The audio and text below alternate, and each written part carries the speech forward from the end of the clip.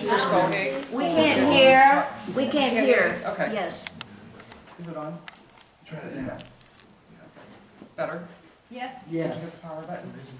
Yeah. Raise it up. Oh, no, this one right here, I got it. Okay, is that better? Yeah. Much better? A Okay, little. sorry. Not much. Not at all. Still don't think it's on. I don't either. It has a green light. I've been having trouble with this guy. Try it.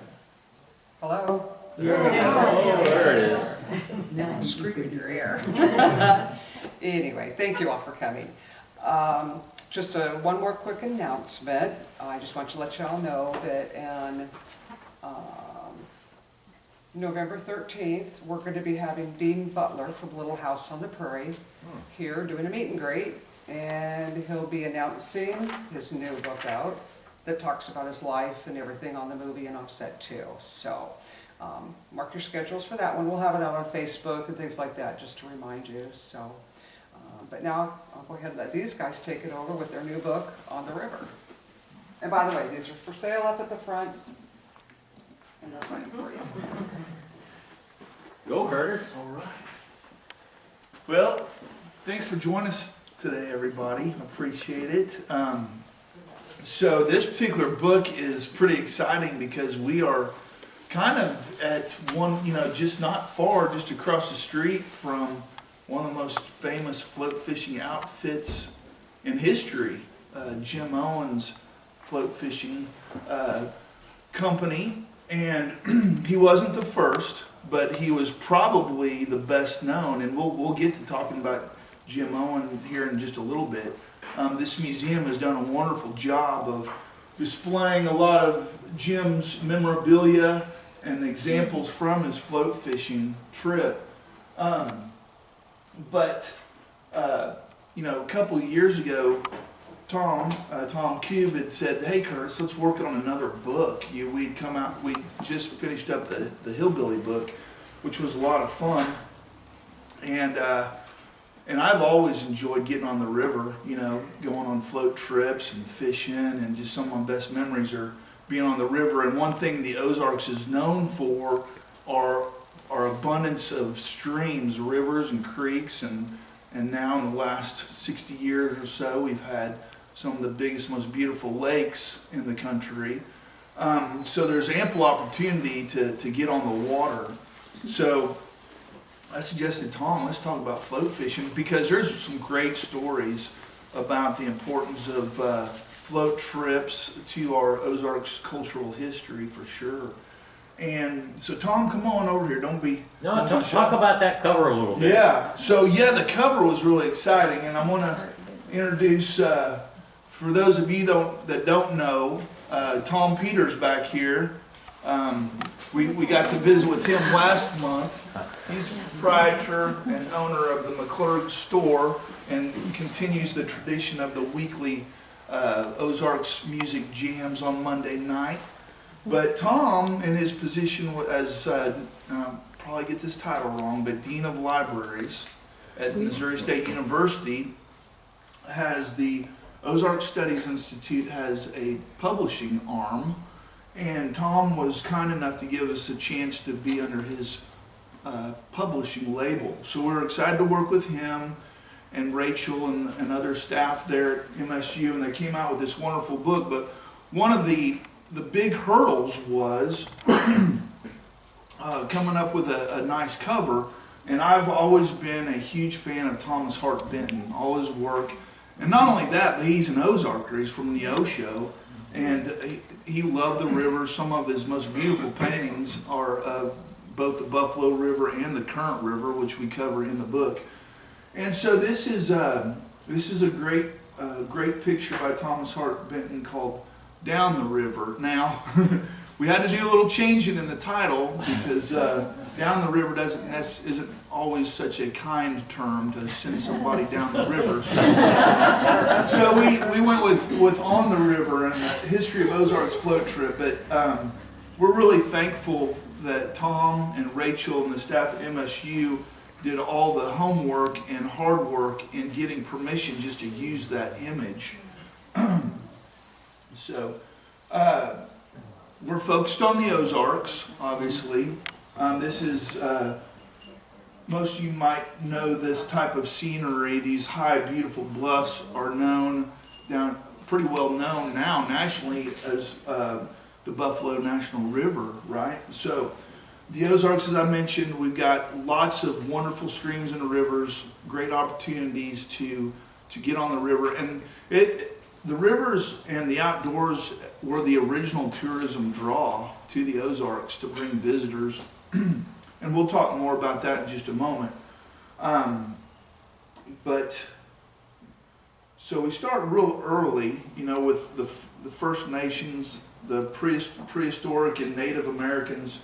The river provided a food source, transportation, and there's evidence of their activity on the rivers. A friend of mine, Larry Sifford, y'all might remember him speaking.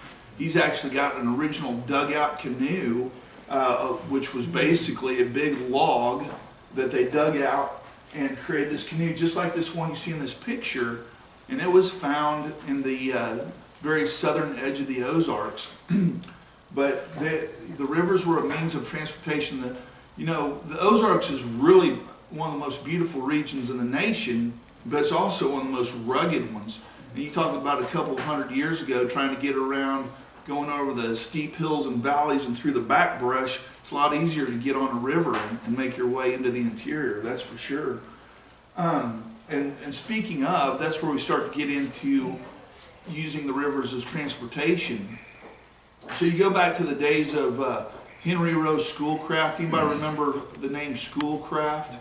Back in 1818, 1819, he made his way on foot on a 900-mile journey through the Ozarks, starting in Potosi, up southeast of St. Louis, made his way all the way down to the White River, up to an area near Springfield, Missouri, looking for a lead deposit on James River.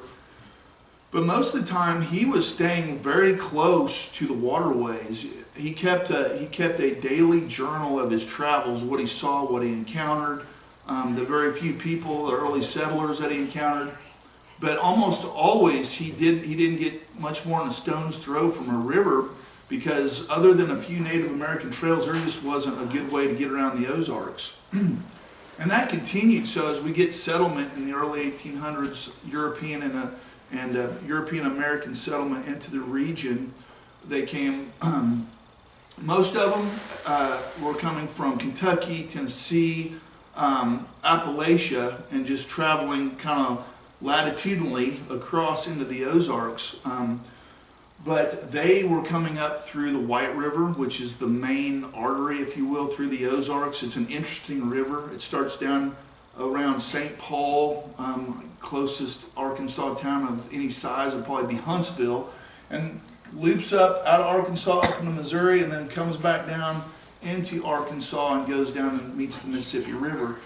But that was a way to get, the best way to get into the Ozarks was via the White River, and then coming up the James or the Kings River and branching off for the Black River, Current River. And that continued on. What you see here is a steamboat or a paddle wheel boat. I don't know that it's steam. This one could be a gasoline powered by that time. But most of your riverboat travel was pretty significant up until the time of the railroads. When the railroads came through in the late 1800s, it kind of took that riverboat commerce away. But you still see these smaller craft, and the reason they were smaller is because the rivers aren't real deep. So, for instance, on the White River, steamboats and riverboats, paddle wheels, only made their way to about Forsyth. There's one or two, I think it's just one, recorded journey up to the mouth of the James River, which is underwater now under Table Rock, but about where Ants Creek and that is, up around Baxter area. But the only way that boat got up there was during high water. But you see these smaller boats, even they operated right down here off the Main Street dock area. There was the Sammy Lane. Later in the 60s, 70s, and 80s, towards the end there, they were kind of a tourist draw with, with a pirate ship and so forth, or a pirate boat. But early on, they were used as a way to get from Branson over to the big town where all the happening was, all the fun was going on, was Rockaway. So they started taking these small boats like this down to Rockaway for the day. And Delivering the mail, I Yeah. think, too. Yeah. and we'll jump into this again too, but you know, everything changed drastically, not just for float fishing, but for like Rockaway whenever they built Table Rock Dam. Taneycomo turned cold, and Rockaway was known for water skiing and swimming and all that. And that kind of went away because the dam, all the water flowed from 200 feet down below the surface of Table Rock and it got cold. So, and just tell me to shut up or stop whenever. No, keep going. So, you know, we got, this is an interesting photo. You know, y'all probably heard of Vance Randolph, maybe not. But a lot of them, you know, he's known for his folklore and folktale collections, but he's also a pretty good photographer. And this is one of his pictures got from the Library of Congress. And this is really interesting. This is a gigging, which is one of the most primitive forms of acquiring fish out of our river, our Ozarks rivers. Basically, it's a long spear with kind of a forked prong on the end with some barbs on it. And basically you go and, you know, the rivers are clear enough and shallow enough that you can see the fish and you spear them. Now, what I always thought was amazing about this, now I've been on a gigging trip before, but it is, you know, from about 6 foot wide, 21 foot long John boat, real stable and nice. This guy looks like he's standing on a 2x6 with a couple of boards, but pretty incredible picture. But, and then, as I mentioned earlier, a lot of that river traffic, at least from a commercial standpoint, really slowed down with the railroads. Now, again, the railroads, some of the earliest ones, followed the river bottoms, especially along the White River and so forth. Mainly because it was the most easy way to traverse across the Ozarks, with very little, you know, tunneling and so forth that you see later on. Whenever we get the rail lines coming out of Springfield down through Reed Springs and on down south into Arkansas, where they're having to blast through miles of hillside to make a tunnel. But these could serpentine along the river. And these kind of parallel running railroads along the river became really important to the float fishing recreation. So go ahead, Tom. I'll let you talk for a while. Thank you. Yeah, so, you know, you could probably go floating or fishing on a river anywhere, lots of places in the whole world. You know, there's plenty of places you could do it. So what's special about the Ozarks? Well, I think the quality of the number and quality of our rivers. And what happened was in the late 1800s, as the railroad started moving into the Ozarks, they brought people from the big cities, some people with pretty good money, into this area, and they're looking around and they're saying, you know, this is a really nice looking area, and there's really good hunting here, and there's really good fishing here, so they wanted to take advantage of that. But what they needed was they needed somebody with the local knowledge of these rivers to take them out, so they needed a guide. So this nexus of the railroads coming into a beautiful but somewhat isolated area, people coming in with money, and then meeting up with these guides, and there you end up with one guy paddling and one guy fishing out there on the water. And that's kind of how this whole Ozarks float trip thing started. So these fellers coming in with money, they wanted to have places to stay down here, so they started building clubhouses and all over on the Big Piney, on Jack's Fork, Current, the James, all along the White. So they started building these clubhouses, and they would come down with their family and friends, and they'd hire some guides, and they'd go out and they'd go fishing or hunting, but they did a lot of fishing. And this isn't, go back to that one there. Sorry about that, Tom. got a little jumpy Can't here. back up. Yep. Sure. There we go. Anybody recognize that? That Hollister? Actually, that was an original building up at school, the Ozarks. It originally was built for exposition in St. Louis, or was it in 1904? Does that sound right? There. They built this building. Then, when the exposition was over, they bought it and dismantled it, brought it down here, and assembled it at the College of the Ozarks. Now, it burned down, of course, but it was rebuilt, and I think they try to follow the architecture in one of the buildings up there now. Is that Yeah, the Keener accurate? Center. The Yeah, Keener so they Center. were building some really nice places down here. Now, is that at Forsyth where the original? No, no, it was not. It was up where it is presently. Yeah, Yeah. the main clubhouse. That was a group of these wealthy investors who came down and wanted to have a sportsman club down here in the Ozarks. And the next one is, this is called the Aurora Clubhouse. It was over by Cape Fair, and a group of folks from Aurora hauled lumber down to the James River and built this clubhouse. It eventually became the basis for a big camp there called Camp Rockhaven. We'll talk about that a little bit later. This is Cave Lodge over on Gasconade. There was a lot of places over there. They built big hotels, and people would come down with their families and spend time on the river and go swimming and play croquet and tennis. I mean, it was a pretty big deal. So there was a lot of folks coming down, and they were bringing money into the area.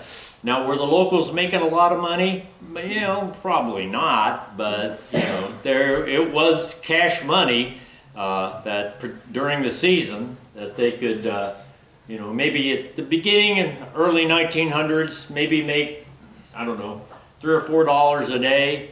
Wasn't bad cash money back then. Anybody recognize that feller? Charlie Barnes. One of the best known guides in the region. Charlie was from Galena, and with his brothers, they started the Barnes float fishing company.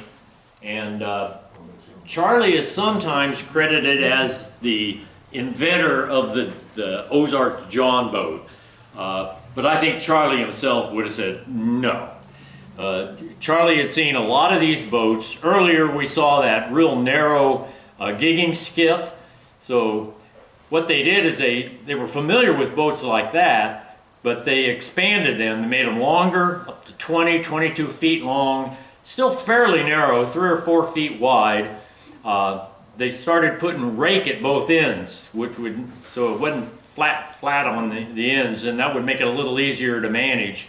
So Charlie did build John boats, and a particular type of John boat, and was well known for those. He eventually came over here to Branson and worked for Jim Owen and built a lot of boats for him and guided for him. So Charlie was one of the better known guides, and worked at that trade for a long time. And I'm pretty sure this feller is Tom Yoakum, another well-known guide out of Galena. These guys knew what they were doing. They knew how to handle a boat. You know, if you're handling John boat with the paddle, probably one you made yourself out of sassafras, you know, you're generally going to probably paddle on the left. Well, a good guide, he don't ever switch over.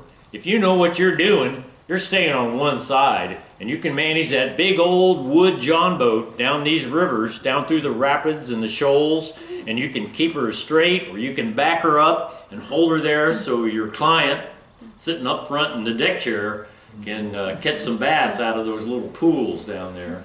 Tom was a really good guide. His family, the Yoakums, had a place just north of Galena, and I think we've got a picture of that later.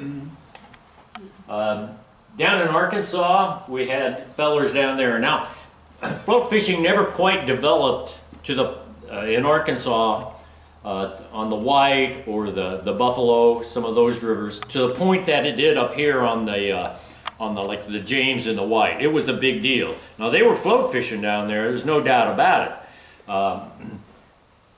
Elmo lived down by Cotter. Now, in the early days, late 1800s, particularly early 1900s, they would have float trips that would start all the way up at Galena on the James, float all the way down the James, down the White, past Branson. Maybe they worked around Taneycomo. Float all the way down to Cotter, Arkansas. 250 miles. They were out there for 2 weeks. They weren't fooling around. Now, I bet a lot of you have probably been on some kind of float trip, like Curtis and I have.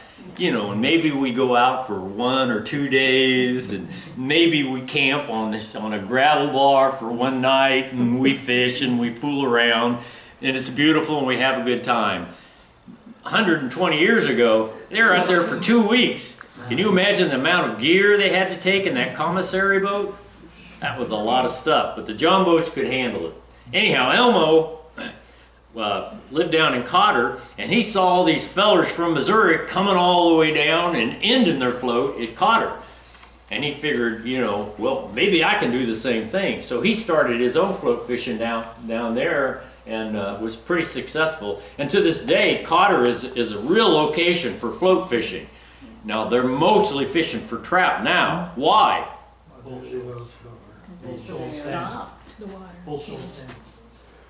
Yeah, they put all the big dams in and the water's cold. So, but, you know, they're still doing it. So, and, who is this? That's Wilbur Hicks. Wilbur Hicks. Wilbur Hicks from Forsyth, real character. Yeah.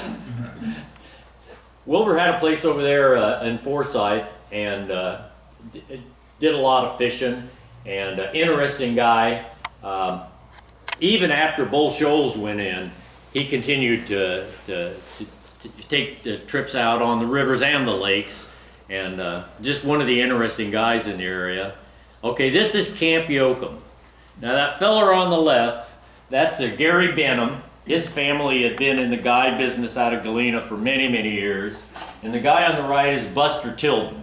And the Tildens had been up there on the James for a long time. Buster was a guide, worked for Jim Owens, worked for the Barnes brothers. And I met both these fellers back here a few years ago. And they took me out and showed me where all the old camps used to be on the James. And this camp is Camp Yoakum. Now, this was probably about 2008, but to my knowledge, those are some of the original cabins at Camp Yoakum, and they're still there, right on the James River. They have to be flooded out sometimes, but they're still there, so it's just interesting. Yeah, they're just down from, well, between the Horse Creek put in and Galena. Yeah, 3 or 4 miles north of Galena, yeah. And J.D. Fletcher. J.D. had a place over on the White River. He started guiding up there on the White River, both before Table Rock or Beaver. He also floated the Kings River a lot, and he owned a resort over there, Devil's Dive Resort, and did a lot of floating. It's a good example of a John boat there. It is, yeah. You can see how it's raked up on the front, particularly, and the back. The sides taper up, and the ends are squared off, which is pretty typical of the developed, mature John boat. And in the back is Bill Barnes. Bill had a floating outfitter down on the Buffalo before it became a national river. And even after it became a national river, he had to move his location. I think his business is now called Wild Bill's. It's down, I forget what highway that is. It's not 7. 14. 14. 14 south of Yeah, Yellowville. right where it crosses the Buffalo. At Dillard's Ferry. Yeah, okay. So Bill was one of the outfitters on the Buffalo, and there's a bunch of them still to this day. But again, they came a little bit later than they did up in Missouri. It was just a little too hard to get down to the Buffalo. They didn't have the supplies that they could need. Now, there were fellers that would come from Missouri and travel down, including Owens, down to the Buffalo. They'd haul all their supplies down there in trucks and put people on it. But It was a lot more difficult. Arkansas just didn't have the transportation like the railroads and even the early highways. yeah, that access Missouri was did. tough. Yeah. But a lot of these fellers came along in the 50s and 60s, and still some of these places still exist today. Go ahead, So, Curtis. yeah, so camps and outfitters, like Tom had mentioned, you know, back in the early days, these float trips went for 2 weeks at a time. So there was a real science to making sure that you could feed and shelter, you know, a number of people, you know, 12 or 15 at a time. A float trip could consist of 5 or 6 boats and a great big commissary boat. This is an example of a camp, like a gravel bar camp on the Big Piney River way back in 1919. You know, these are a little bit smaller John boats. You know, every river, well, I don't want to say every river, but most of the major rivers had a John boat builder that was well known. Current River had some of the best John boat builders. Obviously, the Barneses on the James River and so forth. But the boat was designed for the Ozark streams, to get over the shallow shoals, to be able to, you know, navigate easily through the currents, and to be stable. And as they made their way down the river. What kind of wood were they using for the boats? So usually there's always going to be heavy. I mean, just heavy wooden boats. And they didn't really have any sealer in them. You know, with the, for instance, Bill Rogers. You know, Bill Rogers started out on up by Galena as a guide and outfitter, and then he eventually moved to another location on this down near Kimberling City on the White River Arm Table Rock. But they would always chain the boats up and leave them in the water. They wouldn't pull them out, because that wood would soak up the water and seal the cracks and make them watertight. Now, there's always a little dipping can or something to bail out those boats, but yeah, they're heavy. I mean, heavy Usually boats. Hardwood? Pine was the most common. Now, Sometimes occasionally you sycamore. hear of somebody building one out of cypress or even walnut, but pine was most common. Yeah, It was accessible and easy to work with. Yeah. yeah, and then, you know, later on when aluminum boats came along, it was a lot easier to transport. That's for sure. Yeah, those boats are really heavy, particularly when they're wet. But they still danced on the water. So the Galena Clubhouse, also called Limberlost, this is back in 1920, and so they kind of had a dual operation going on. What I mean is this was kind of in town or close to Galena, more of like a hotel, kind of luxury place for folks to stay that came from the big city and want to spend a little extra money. They would still do float trips or guided trips out of the Galena Clubhouse, but Limberlost also had just down closer to the river some cabins as well, a little bit more rustic. And was there some? I was trying to think of. I forgot where the name came from of Limberlost. Do you remember? I forget the name. It came from a novel Yeah. that was written in the early 1900s. But Yeah, it's in the book, but I can't remember the name of it. Popular novel. And then this is one of your favorites. I'll let you talk about Camp Rockhaven. Yeah. Yeah. The Chamberlain family purchased that old Aurora clubhouse that we saw a little bit earlier, and they started Camp Rockhaven. It was right down on the James River, pretty close to where the original bridge was at Cape Fair. And they set that up in the 1930s and operated it until the 1950s, because what happened in the 1950s? Table Rock completely covered this. That's all underwater now. But it was a real popular resort there, and I knew Scotty Chamberlain. He was grew up at Camp Rock Haven as a boy, and Scotty told me a lot of stories about working at the camp there and the fishermen that came down. They had a cafe. They would have square dances at night, and it was a nice operation. But eventually the lake took it. So Another development that involved the Chamberlains, there's a pretty neat chapter in this book, or at least a story in here. We interviewed Gordon McCann, who he is one of the few individuals left that got to experience the James River both during the James River era and then the Table Rock Lake era. And Gordon laments the passing of the White River and the James River. He said he much prefers the river life. But the Chamberlains, and I believe maybe Gordon's father, they put together a place called Hideaway Resort, which is still there. Hideaway is still there, but back before the lake came in, it was a river resort, a river subdivision. And Gordon's, he relays tales in the book about him and his parents going on float trips. And this was also in a transition period where they're using outboard motors. So you start to see these John boats get be designed with a transom that you could put a outboard motor on. But he talks about, one of his jobs was to jump out of the boat and drag it over the shoals as they go up the river. But interestingly enough, they at Hideaway, when the lake started to fill, they literally moved their river cabins up the hill, and now they are lake cabins and still there. So it's interesting. Yeah. You may know or you may not, but Table Rock covered 2 towns. Oasis, one of them. yeah. I forget how many cemeteries. Lots of Lots of good farm and ranch land. Oh yeah. Some of the best in the area. There's a book about it. Yeah. I've There got is a book friends- about it. Yeah. He wrote it.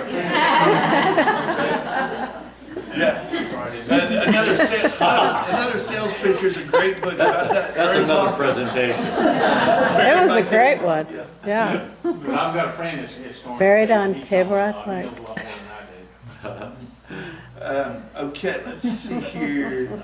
Oh, Jim Owen Fishing Service. Like I mentioned, right across the street here was his outfitter's location. Now, Jim Owen, super interesting person. We could do a whole presentation just on Jim Owen. You can do a whole book on Jim Owen. You can Yeah. do 3 or 4 books on That's Jim for Owen. sure. He was mayor of Branson at one time. Yeah, it was 2 different times, I think. Mayor of Branson, and a tremendous entrepreneur, tremendous promoter of Branson. But he saw what was going on the James River with those float fishing outfits, and he thought, man, this is a perfect location. We got Branson, we got the railroad coming right through to bring visitors in. We're starting to get better highways coming down through to the Branson area, and he had a lot of different things going on. So he diversified, if you will. He had his theater, the Owen Theater, which is still a beautiful historical building right across the road. And a pharmacy for a while, didn't he? Yeah, a number of things. And adjoining with that theater building was the outfitter shop. That's the first movie I went to see the Beatles. Oh, yeah. And I grew up in a church that didn't believe in going to movies. My mother slipped me there. Dad probably would have had a fit if he knew about it. He had a traveling movie theater for a while, too, where Yeah, I know about that. he'd take the movies to the other communities as well. But he had got a lot of the guides that off the James River, as well as local guides in the area. That's the second from the left, kneeling there. That's Buster Tilden. We had a picture of him there at Camp Yoakum. That's a younger Buster Tilden working for Jim Owen. Curtis, point out Jim Owen in that picture. Right there with the pipe. Yeah. Okay. He was a pretty hefty guy. But the museum has done a fantastic job of presenting a lot of Jim Owen memorabilia, and if you spend a few minutes you can learn a lot about him. But really the key thing about Jim's business was, like I said, he was an excellent promoter, and he was able to get Life magazine down here And there's a lot of funny stories behind the scenes about that particular Life magazine article. I mean, it was a cover story, and it was Todd Parnell's aunt. What was her name? There's two of the prettiest girls in town that they hired. Patty Parnell and Mary Alexander. Yeah, of Alexander Drug. And so they found the prettiest girls, and I think Todd said that was the only time that his aunt had ever gone on a fishing trip was for that magazine cover. She did all right. Yeah, but that, so excellent promoter. Obviously that got a lot of folks around the nation interested in coming down to Branson. That was 1941, I think. Yeah. I could have bought that magazine you're talking about. Who was on the cover? A real nice looking woman. That was Mary Alexander. That was the Alexander. I think that was Mary Alexander with Charlie Barnes guiding the boat. I could have bought that over here in Hollister at the farmer's market a few weeks ago. The guy's trying to sell it to me. He sell a lot of books. And I didn't really need it, but he was really high. Yeah, it's probably Roger Fortner. Yeah, I've got that magazine, and it gives a pretty good picture of what floating was like. It's a little bit staged, but just a little. But it's pretty interesting. Yeah, but you know, so then Jim Owens starts getting folks like Charlton Heston and a number of other like big name celebrities come down to go on his float fishing trips. But you know, he was definitely opposed to the big lakes coming in because it would negatively affect his business. Obviously, it killed his business. Yep. I mean, when Bull Shoals went in, he was still able to work around it. You know, he had the Upper White River, you know, and he could go to some of the other smaller rivers like the Buffalo or the Current. But it had a big impact on his business. And then when Table Rock came in, it killed his business. Yeah, he shut down pretty soon after that. Yeah, and a heck of a businessman too. I don't know. I've seen it somewhere before, but we talked about these are multi-day trips, a week long or more, and you know, customers they would provide steak dinners on the river. It's just whatever kind of money you wanted to spend. He could spend it for you. Jim did one where they had a floating bar. Yeah, yeah. All the camp chairs, cots, all that stuff was kind of a la carte that you could order for your float trip. So pretty neat deal. Yeah. Oh, Massey's camp down in Kimberling. You want to talk about that? Yeah, I like this. I just like this photo. That's the original Kimberling Bridge, which is where now? That's right, way down there, 100 feet down. Still there. Pretty little bridge, and it's just a pretty location. I like it. And the Masseys had a place there, it wasn't called Kimberling City then. Kimberling City didn't come around till 1959, but it was called Radical or Kimberling Crossing back then. And they had a nice little camp there right next to the bridge, and as did Bill Rogers and a couple other outfitters. So I just like this picture. Have you got a picture of the Main Street Bridge that was taken out in '41 when the flood come through? In Branson? Main Street over here, that's where the original bridge was. Yeah, right. I've seen those. It's not in this book, no. Ginger blue on the over on Knoll on the Elk River, pretty popular area. Curtis was talking earlier about Vance Randolph. So in 1898, I think, when Randolph was about 8 years old, his family went over to Knoll to visit. And while they were over there, they met a fishing guide. And Randolph said that fishing guide was one of the best guys that he ever met. And it had a big impact on him. So I don't know, you know, Randolph wrote tons of good history about the Ozarks. So maybe that visit to Knoll had an impact on him. Well, these guides, you know, they were working for tips probably in addition to their salary. But if you got rich folks coming in from Kansas City and St. Louis, the better you could tell a story, and probably the better tips you're going to get. So not only did they know where the fish were, but they could tell wonderful stories and folk tales.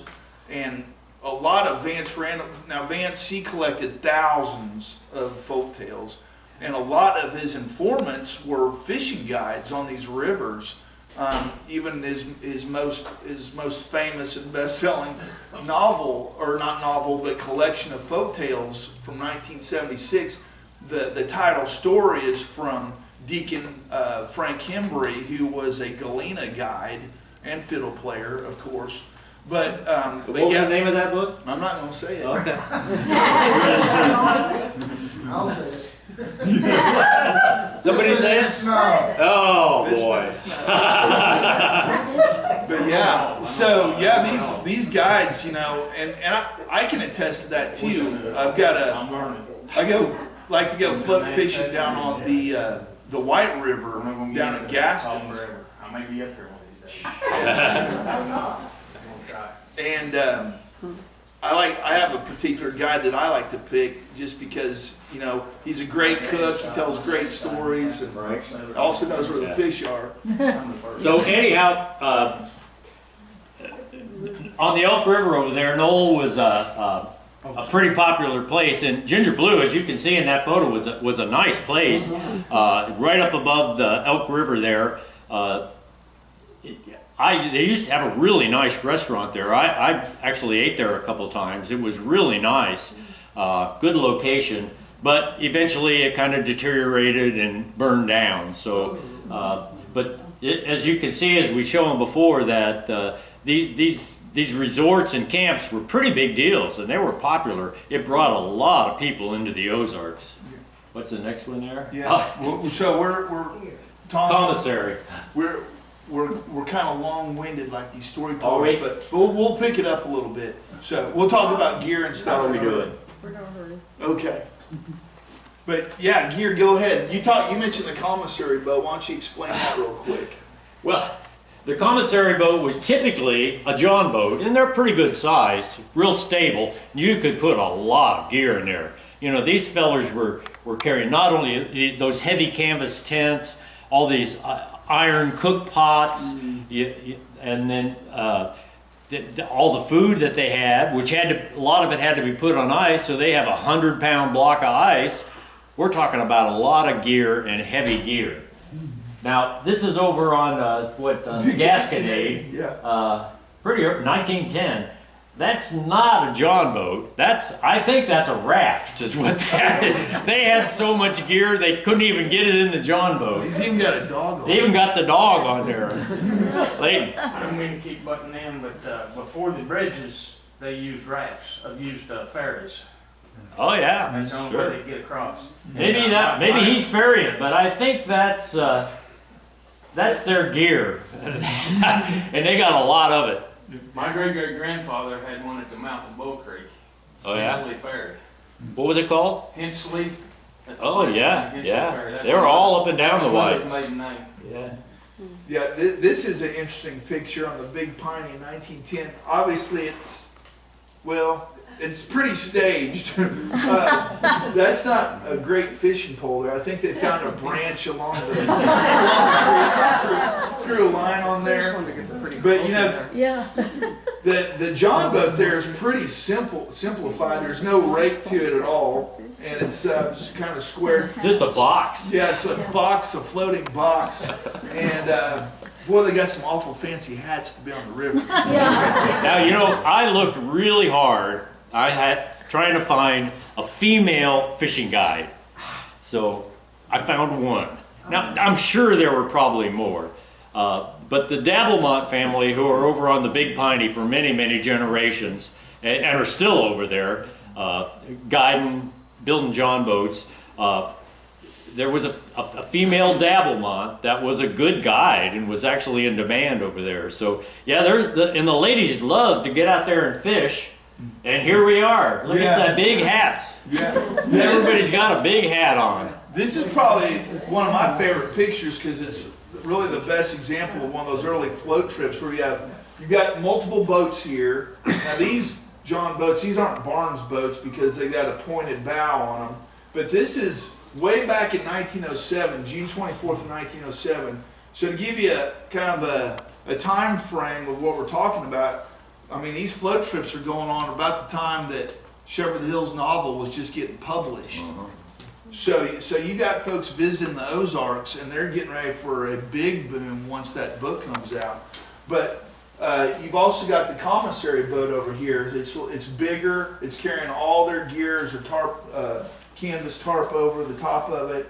You got one guy with a pole, so he's pulling the boat. And you got a guy over on the left with a paddle, so he's paddling the boat. And if you think that like a coon skin or a raccoon skin hat is just some old stereotype that's made up, this guide's got one. So there's living proof right there that that's not a made up stereotype. And but yeah, this is a great picture. It looks like a lot of fun. Yeah, that's on the James River at Galena. And let's see here. Turkey Creek, which is right across the river flowing in from Hollister. Tom, I think why we wanted to show this is you see that transition period in the boats. It's really, yeah, it's more mature and it's really developed up into the 1920s, yeah. Yeah, so you got like a Barnes type of model, long, narrow boat, but now they're starting to get wider. The boats are a little more wider, more stable. Probably an indication of the impact by the 1920s being on Lake Taneycomo.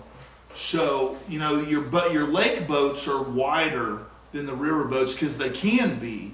You know, on Ozark streams, if you got a root wad or a fallen tree or something, you can't have a big wide boat to navigate around it. But if you're on a lake, you got more comfort because you got more place to sit and keep your gear and move around safely. So the lake boats, you start to see those appear after 1912, 1913, whenever Taneycomo was built. So your John boats of today, like the Bass Trackers and stuff like that, are more like these lake boats than the river boats. You can still see the river boats down at places like Gaston's and some of these other river type of outfitters of today.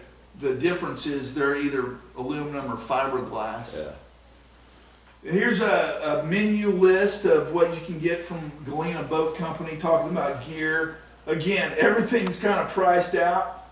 Get your tent for $1.50. Your boat per day, you can rent a boat for $2. You can go over to Indian Point these days and rent one for $350. So, it says the guide's at what, $7? Yeah. This is probably, that's Denny Long. This is probably late 50s, early 60s, probably in the 50s, I think. Yeah. But yeah, you could get anything you wanted for a price. Yeah, phone 45. Yeah. So what, 50s? Probably 50s? Maybe, yeah, probably 50s. Yeah, here's another really good picture. Jim Owen there with his pipe and his hat. I don't know who the guide is back there, but well, I'm hoping to see a picture of my great uncle that guided for him. I talked to him about it a while ago, and he didn't know him. Yeah. Well, there's Randy Layton, the famous Ben Layton's brother, and my grandpa Lonnie Layton's brother. He was a guide for Jim Owen down here on the White River, and then he went to the James River. Yeah, he must not be famous enough for y'all to have him on. He's famous to me, but yeah. Well, his granddaughter is Vicki Layton Cobb that wrote the books. Oh, okay, yeah. Actually, her maiden name's Cobb. I don't know why she put Layton in there.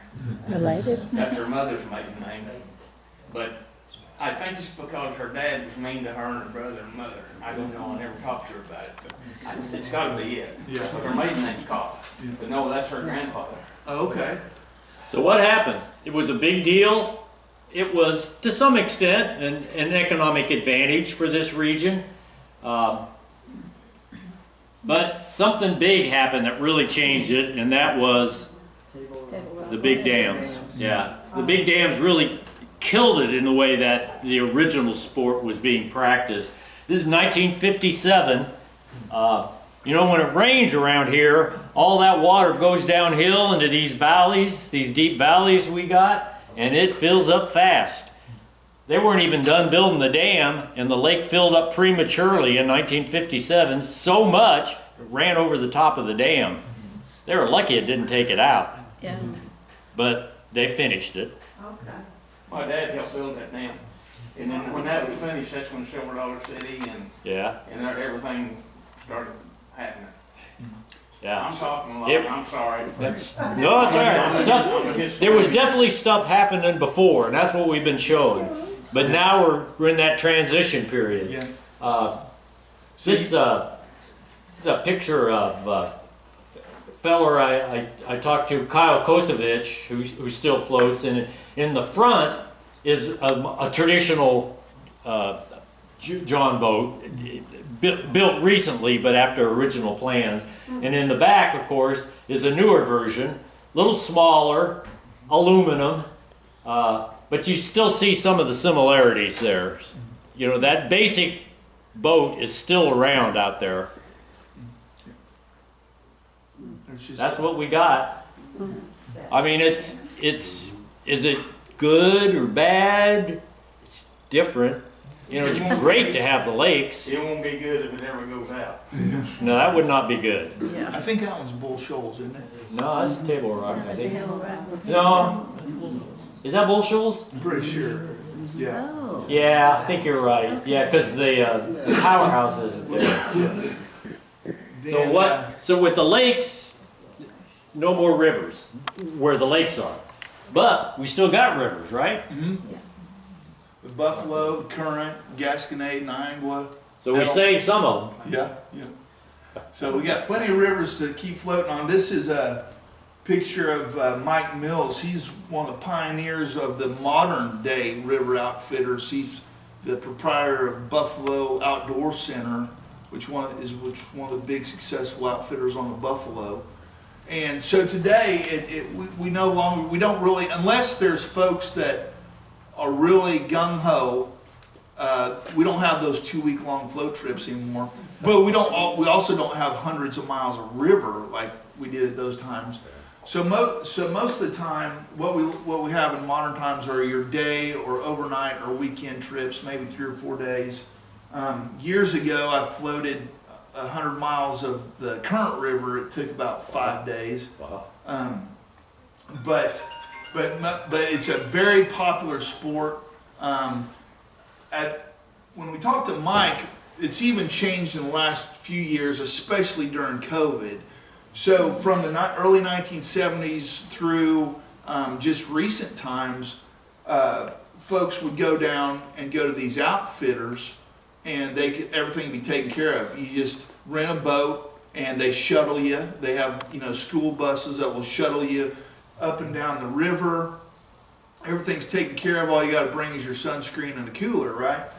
But now, since COVID, you get a lot of privateers, and what I mean by that is a lot of people go to Walmart or Academy or Bass Pro and buy their own kayak or canoe, and they self-shuttle, and they can do all this on their own. So once again, we're seeing another transition of the sport of floating on the rivers of the Ozarks. We probably ought to wrap. So maybe Yeah. flip through real quick to that last one. Okay. Yeah. Yeah. All right. So, That's a nice. all right. So, what we're trying to show in this picture, this was a couple years ago on the White River below Bull Shoals. So, we're in the Ozarks. We're on a river. We're in a John boat. It's aluminum, but it's a John boat. We got a guide making a little more than $7 a day. But he knew what he was doing. And we got family. That's my grandson. And I caught a nice fish. So there are definitely some similarities. It's different than it was 100, 120, 140 years ago. But you can still do it, and it's a great experience. Is that brown trout? It is. That is a brown. Yeah. Yeah. Yep. So, thank you very much. The museum has our book if you're interested in it. A lot more stories in the book. So, thank you very much for your attention. Any questions or comments? Thank you again. Thank you.